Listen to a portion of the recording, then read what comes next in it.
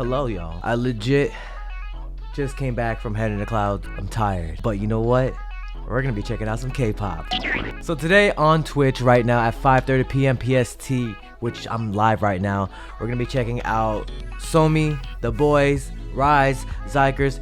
You know, y'all already know.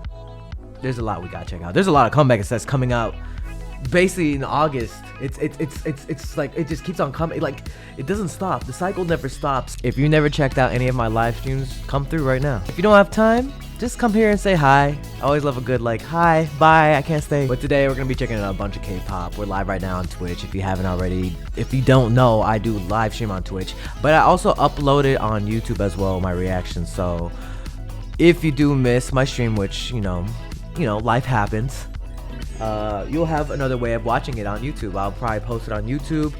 Bro, first of all, Head in the Clouds was crazy. First of all, XG killed. Slay, Yet and Beck, Zion T, DPR Ian and DPR Live, Jackson Wang. Yaosobi? Did I say their name right? And you know what surprised me the most? Zed.